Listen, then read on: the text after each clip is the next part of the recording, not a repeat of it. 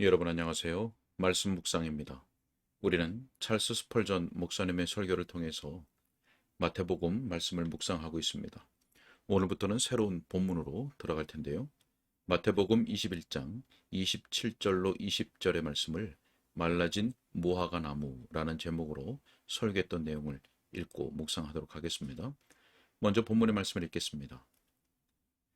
그들을 떠나 성 밖으로 베다니에 가서 거기서 유하시니라.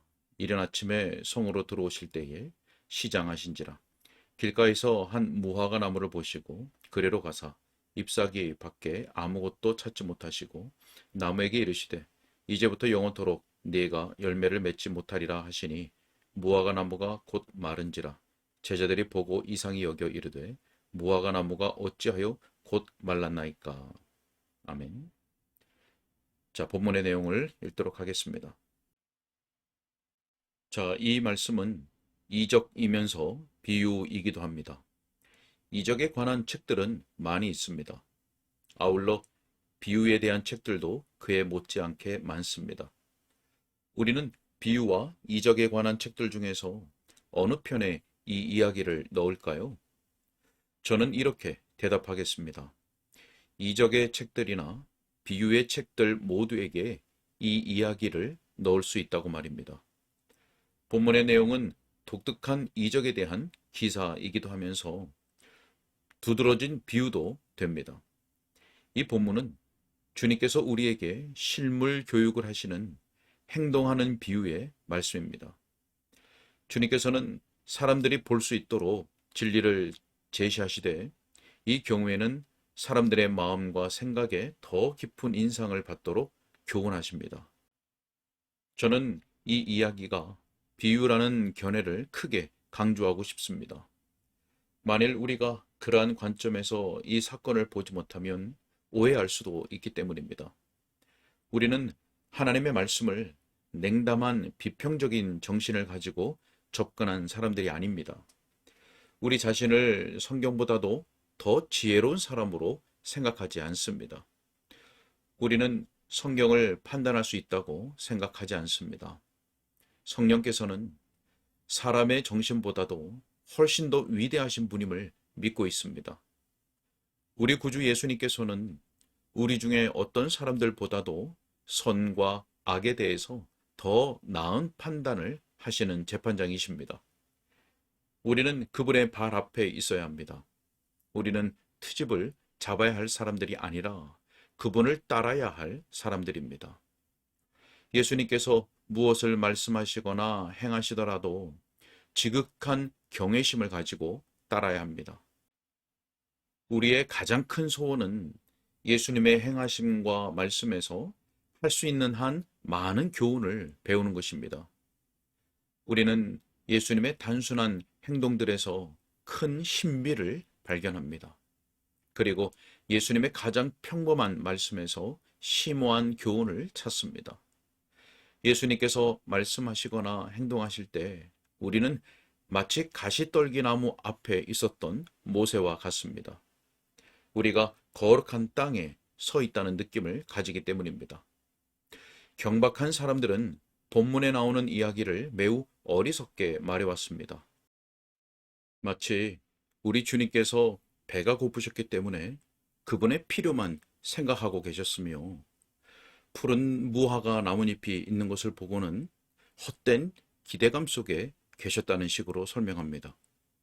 그런데 그 나무가 열매 맺을 때가 아니기에 아무런 열매도 발견하지 못하셨고 응당 아무런 열매를 발견하지 못하시는 것이 마땅한데도 불구하고 그 나무를 저주하셨다는 것입니다.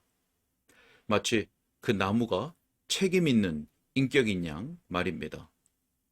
이 경우를 그러한 관점으로 본 것은 그렇게 보는 사람의 어리석음 때문입니다.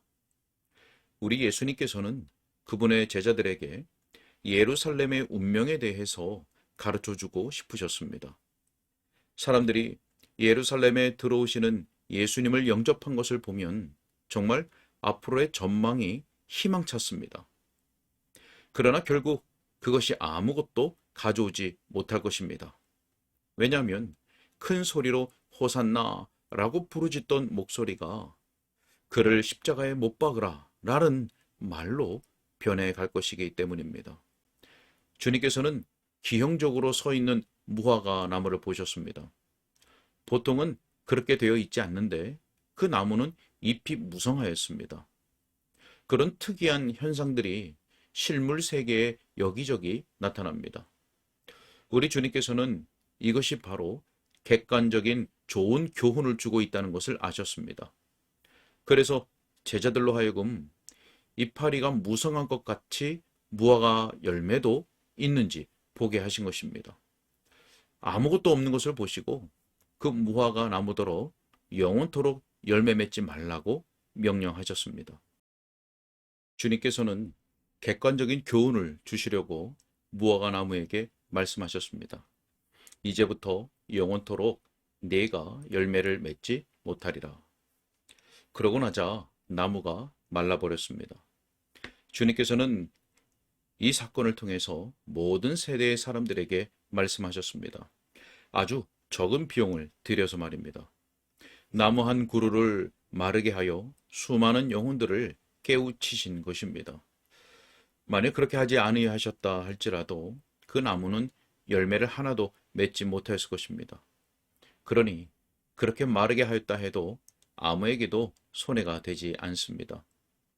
한 큰 선생이신 예수님께서는 한 나무를 파멸시키는 것보다 훨씬 더 많은 일을 하실 수도 있습니다.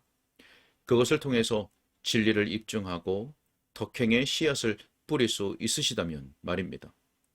훌륭한 시적인 가르침을 위해서 그렇게 하신 것에 대해 트집을 잡는 것은 정말 게으르기 짝이 없는 비평입니다. 만일 다른 선생이 그런 시적인 교훈의 말씀을 하였더라면 바로 그 비평하던 이들은 아낌없는 갈채를 보냈을 것입니다. 겉으로 보기에 대단해 보이던 무화과 나무는 유대인의 상태를 아주 독특하게 잘 그려주고 있었습니다. 그 민족은 하나님께 아주 큰 일들을 할 듯이 보였습니다. 모든 다른 족속들이 잎사귀도 없는 나무처럼 참된 하나님께 대하여 아무런 신앙 고백을 하지 못하고 있을 때 정말 풍성한 종교적 신앙 고백의 잎사귀를 가득 달고 있었습니다.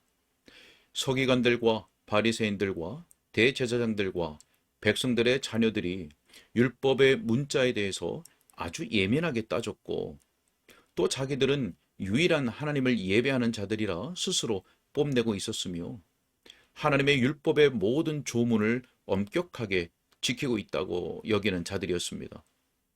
그들은 끊임없이 여호와의 전이다, 여호와의 전이다, 여호와의 전이다 하고 외쳤습니다. 우리 조상은 아브라함이다 라고 입만 열면 되뇌었습니다. 그들은 잎이 무성한 무화과 나무였습니다. 그러나 달린 열매는 하나도 없었습니다. 왜냐하면 백성들이 하나님께 대해서 거룩하고 의롭고 참되고 신실한 태도를 전혀 갖지 않았고 그들의 이웃에 대해서도 사랑을 나타내지 않고 있었기 때문입니다. 유대교는 정말 신앙 고백으로 번쩍이는 하나의 집단이었지만 영적인 생명력은 전혀 뒷받침되지 못하는 교회였습니다. 우리 주님께서 그 성전을 들여다보시고 기도하는 집이 강도의 소굴로 변해 있다는 것을 보셨습니다. 유대교가 생명 없고 열매 없는 것으로 고착되도록 저주하신 것입니다. 그랬더니 그렇게 되신 것입니다. 회당들은 여전히 열려 있었습니다. 그러나 그 회당의 가르침은 죽은 형식이었습니다. 이스라엘은 그 세대에 아무런 영향을 끼치지 못하였습니다.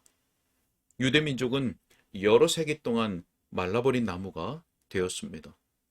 그리스도께서 오셨을 때도 신앙을 가지고 있다고 스스로 뽐내는 것밖에는 없었습니다. 그런 그들의 신앙 고백은 거룩한 성을 구원하기 위해서 아무런 힘이 없었습니다. 그리스도께서 유대인의 종교적인 조직을 허물어뜨리지는 않으셨습니다. 있는 그대로 내버려 두셨습니다. 그러나 그들은 뿌리부터 말랐고 로마군이 쳐들어왔고 로마 주둔군의 도끼가 열매 없는 나무를 통째로 제거하였습니다.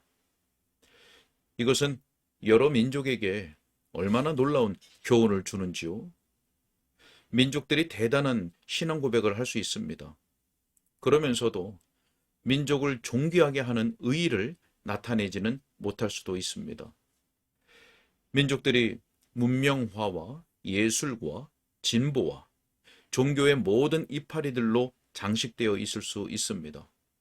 그러나 그 속에 경건의 내면적인 생명이 없거나 의에 이르는 열매가 없다면 잠시 동안 서 있다가 결국 말라버릴 것입니다. 자, 여러분, 정말 이 점이 교회에 얼마나 큰 교훈을 줍니까? 수와 영향력에서 탁월한 위치를 점하던 교회들이 있었습니다. 그러나 믿음과 사랑과 거룩함이 유지가 되지 못했습니다. 결국 성령께서 그들을 내버려 두어 열매 없는 신앙 고백의 큰 모습만 보이게 하셨습니다. 그래서 그런 교회들에는 조직이라는 몸체와 멀리 뻗어나가는 가지들은 있습니다. 그럼에도 불구하고 그 교회들은 죽어 있고 매년 더 부패해 갑니다. 형제들이요, 비국교도의 교회들 속에서도 그런 교회들이 발견됩니다. 우리 교회에는 그런 일이 없기를 바랍니다. 우리는 많은 사람들이 하나님의 말씀을 들으러 오는 것을 보며 상당히 많은 사람들이 회심했다고 말하고 있습니다. 그러나 생명이 있는 경건을 그들 중에서 보지 못한다면 회중들과 교회들이 무슨 소용이 있겠습니까? 우리가 가치 있는 사역을 할 수도 있습니다. 그러나 하나님의 성령이 없이는 그러한 것들이 무엇이겠습니까? 교회에 많은 기부금을 낼 수도 있습니다. 또 외적으로 많은 노력을 기울일 수 있습니다. 그러나 기도의 영, 믿음의 영, 은혜와 헌신의 영이 없으면 그러한 것들이 무슨 의미가 있습니까? 우리가 이 나무처럼 되지 않을까 두려워해야 합니다. 외면적인 신앙 고백에서는 최상의 모습을 보이는 보배로운 위치에 있으면서도 주님 앞에서는 아무런 가치가 없다면 그게 무슨 소용이 있습니까? 경건의 비밀스러운 생명력, 그리스도와의 생명 있는 연합이 다 없어진 다음에야 그 모든 것이 무슨 소용이 있습니까? 나무가 하늘을 가릴 정도로 무성하여도 뻔뻔한 거짓말과 속임수와 기만의 열매를 맺고 있다면 나무의 가지들을 다 도끼로 잘라내는 것이 낫습니다. 이것이 바로 본문의 교훈입니다. 그러나 저는 여러분이 대체로 이 교훈을 민족과 교회의 관계에서만 생각하는 것을 원하지 않습니다. 제 마음의 소원은 이러합니다. 바로 이 상세한 내용을 통해서 교훈을 받고 그것을 우리 각자 마음에 적용시켜야 한다는 것입니다. 주님께서 친히 오늘 아침 각 사람의 마음에 말씀하시기를 바랍니다. 저는 설교를 준비하면서 마음을 크게 살펴보았습니다. 그러면서 이 설교를 들음으로 인해서 동일한 결과가 나오기를 기도합니다. 신앙이 있다고 고백하고 눈에 띄게 그러한 모양을 하면서도 그러한 신앙 고백을 보증할 수 있는 열매가 모자란다면 정말 두려운 일입니다. 진정한 거룩한 생활로 입증되지 않는다면 성도라는 이름을 가진다는 것이 정직한 사람들을 거스르는 것이 되고 거룩한 하나님에 대하여는 더 악한 일이 되는 것입니다. 그 배경에 그리스도인으로서의 삶이 없는 신앙 고백적 서약은 거짓말입니다. 그것은 하나님과 사람에게 다 혐오스럽고 진리를 거스르고 참된 기독교 신앙을 모독하며 말라 죽게 하는 저주의 선봉입니다. 성령께서 바로 이 시간 저를 도와주셔서 매우 엄숙하고 능력 있게 설교할 수 있게 해주시기를 원합니다. 우리가 첫 번째로 주목할 사항은 세상에는 열매가 없는 외향적 신앙 고백이 있다는 사실입니다. 두 번째 관찰할 사항은 임금이신 예수님께서 이러한 것들을 조사해 내실 것이라는 점입니다. 그리고 세 번째로 그 조사의 결과는 매우 두렵다는 점입니다. 오늘은 여기까지 읽겠습니다. 네, 오늘은 서론 부분을 우리 함께 읽었는데요. 자, 서론 부분에서 이 스펄전 목사님은 본문의 교훈을 요약적으로 설명을 했습니다. 유대교는 생명이 없고 열매 없는 나무와 같죠. 열매 없는 종교적인 신앙 고백만 무성한 것이었습니다. 자, 스펄전 목사님은 이것을 개인에게 적용시켜서 그것과 마찬가지로 신앙 고백을 보증할 수 있는 열매가 모자라다면 그것은 정말 두려운 일이라고 말합니다. 그리스도인으로서의 삶이 없는 신앙 고백적인 서약은 거짓말이라고 말합니다. 진정한 거듭남과 회심이 있었다면 분명 성령께서 그 심령에 거룩한 성량을 심어주셨기 때문에 죄와 싸우고 거룩을 추구하는 그 모습이 거룩의 열매가 나타나게 될 것입니다. 설교를 듣는 우리 모두에게 말씀을 통해 일하시는 성령의 역사가 있기를 간절히 바라며 거룩의 열매를 더욱 맺혀갈 수 있기를 간절히 소원합니다. 기도하겠습니다. 살아계신 아버지 하나님, 오늘도 주의 말씀을 듣고 묵상할 수 있는 복된 은혜를 주시니 감사합니다. 하나님, 우리에게 성령을 통해서 듣는 귀를 허락하여 주시고 또 우리의 지성에 빛을 비추어 주셔서 하나님의 말씀을 잘 깨닫게 하실 뿐만 아니라 더욱 밝히 깨달을 수 있도록 주님 도와주시고 인도하여 주옵소서. 무엇보다 우리의 심령에 성령으로 역사하여 주셔서 참된 거듭남과 참된 회심이 있게 하여 주시고 이미 그러한 구원의 은혜가 있는 자들에게는 거룩의 열매를 더욱 풍성히 맺혀갈 수 있도록 주님께서 인도하시고 도와 주옵소서. 주님께 부탁하옵고 예수 그리스도 이름으로 기도하옵나이다. 아멘.